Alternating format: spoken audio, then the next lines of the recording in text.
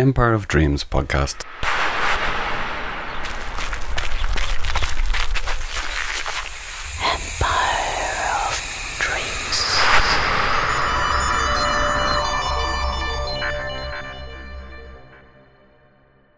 Mesdames et messieurs, bienvenue au Canada. Local time in Calgary is 3:01.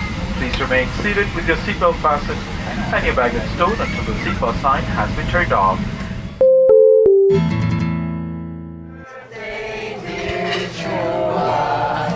Happy birthday to you.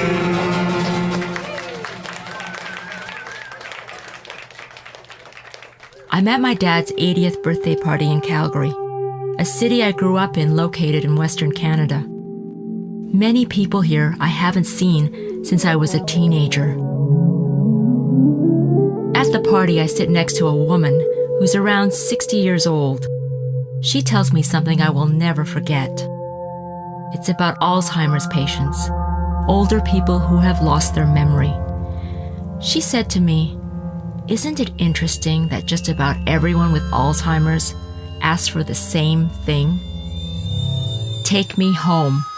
I want to go home."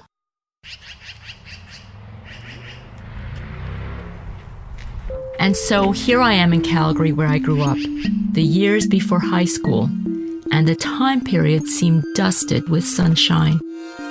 I remember my friend Lori Jo, this bright, pretty, funny girl. Several of us used to go to her house a lot for sleepovers, hanging out in the basement. Once she played the violent Femmes, Blister in the Sun, and we rocked out, little girls in ponytails.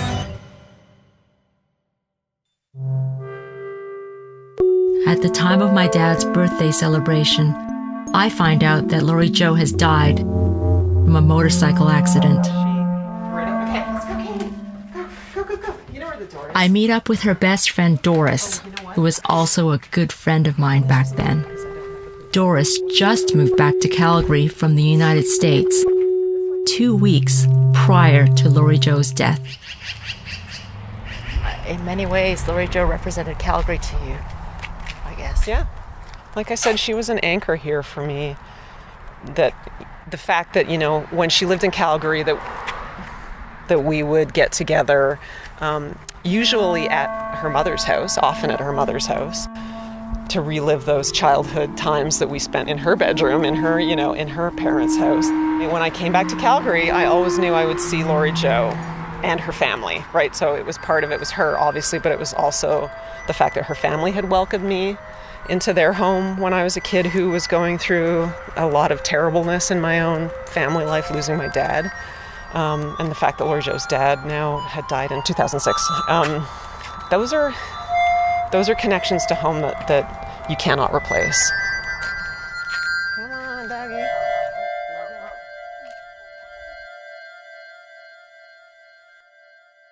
Later on, Doris tells me home is community, a community of people you count on.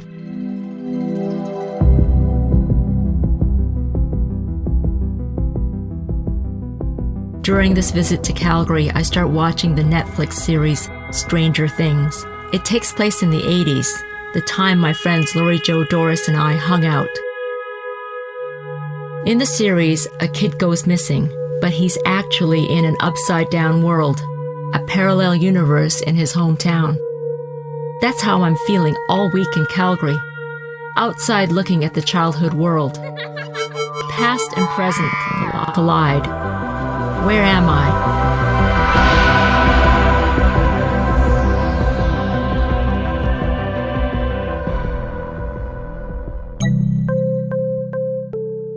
The German philosopher Goethe once said, "There are two things children should get from their parents, roots and wings." What if you just have wings? Bitte merken Sie die Ausgänge je am nächsten liegen. Dankeschön. Nächste Station, Wedding. I live in Berlin now. Übergang zur U-Bahn-Linie. I was born in Malaysia.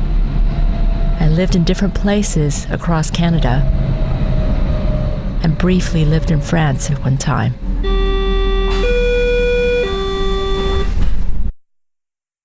do other people think or feel about the idea of home? I asked my co-producer Maria Ponce this question. So Maria, you're from Mexico, but you lived in different places in Europe, and now you're in Berlin. What is home to you? Well, June, I understand the meaning of the word in English, but actually in Spanish, we don't use, or at least in Mexico, we don't use the term hogar, which is home, to mean the place where you belong or you feel safe. We use casa, which in this case means house. But in my experience, I think home for me is not just only a house or a town. It's the way one wants to live and who you are also sharing the moment and the place with. So coming from what you just said, I'm just wondering if idea of home, the concepts of feeling belonging, is either a physical place or maybe it's more of something in memory. What do you think? For instance, I can mention my two grannies who were very, very, very attached to their houses and that they didn't want to go or they wanted to return and even die there. Both had a very strong connection to their houses because they were full of memories. They felt safe there. But there's a song called México Lindo y Querido that says the following: México lindo y querido, si muero lejos de ti, que digan que estoy dormido y que me traigan aquí. In which the author says that if he dies anywhere else, please bring him to Mexico and pretend that he's not dead but asleep. So I feel that this song reverberates with me as well. My home is not a house or a town. It will be a whole bunch of people, among them my family, the smells, the tastes and sounds around my own country, I'd say. So in a general idea, I would say home for me is identity.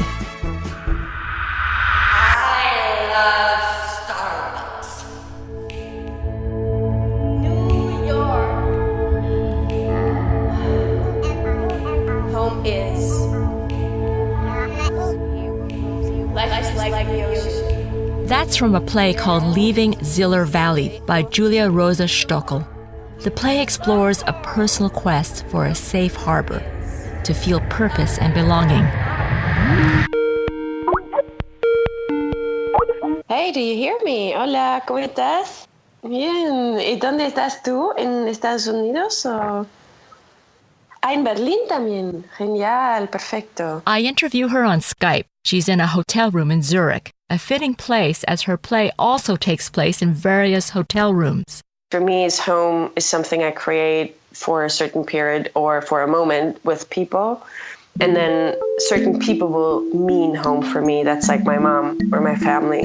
And when we're together, but we carry that, it's our relationship. And maybe the relationship to an apartment where I live or something. But for me, it's a much more open thing. Does that make any sense at all? Wer bin ich eigentlich? Who am I? Maybe I'm a bohemian. Or maybe I'm a hippie. Or maybe I'm a hipster. Maybe I'm a bohemian hippie hipster. Ich gebe mir eine Maske. Dann kann ich besser leben. Dann bin ich weder Österreicher noch Deutscher noch Nazi noch sonstiger Scheißdreck! Stockel is from the Tyrol Valley of Austria, but also lives in Berlin. I ask her about the German concept of Heimat. It's not a term you can translate very easily. I feel Heimat is a bigger concept that is more like a philosophical concept. Heimat is the place where you're born and where you belong, and that's who you are. It's how I always understood. And in my valley, people like even my age would sometimes say things like, oh yeah, great that you're traveling this much and you're looking, you know, you get to know the world. Great that you get out, but you know, you will always come back. You know that, right? And then I look at them and I'm like, I don't know. And then they're like, well, but you know where you're home, right? You know where your Heimat is, right?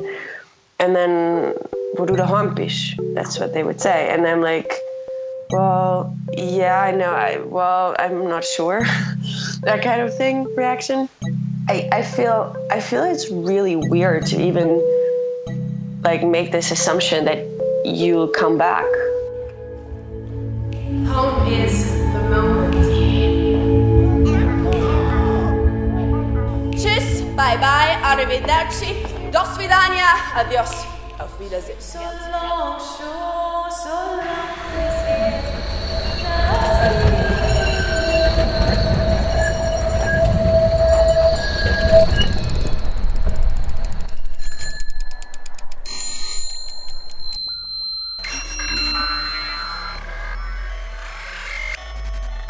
Berlin is also the home of Taiye Selasi, who made a popular TED Talk called Don't Ask Me Where I'm From, Ask Me Where I'm Local.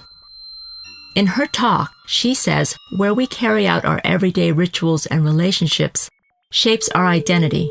It's where we belong. But what is home to her? Selasi has lived in the US, Britain, and elsewhere, and has parents living in Nigeria and Ghana. She explained herself back in 2013 at an author's talk. I think that we are time travelers in a way. I think when I go to my father's village outside of the main town called Sokagope on the Volta River, it's not just a transatlantic flight, it's time travel. And when I come back to Rome, I'm coming a little closer to the 21st century, but not quite. And then I come to New York and I'm here, and I go to Hong Kong and I'm practically in the future. And I think that home then becomes the thing that grounds us to the present.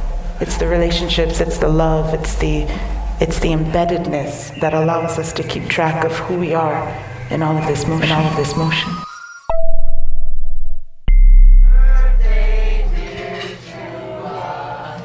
I'm very happy today that we can all be here together as friends and family to celebrate your birthday. He is an amazing friend, grandfather, father, and husband. At my father's birthday party back in Calgary, my childhood place of being, the woman who told me about Alzheimer's patients reveals to me she's decided this year where she will be buried. Edmonton, located north of Calgary, is where she spent a lot of her life and where there are many relatives. It will be her eternal home.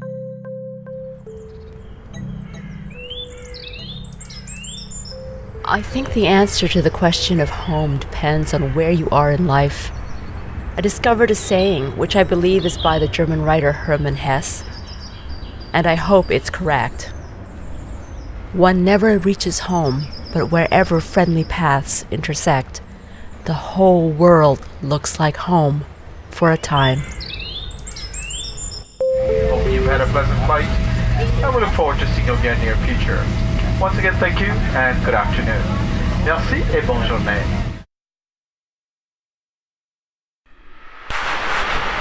Empire of Dreams podcast.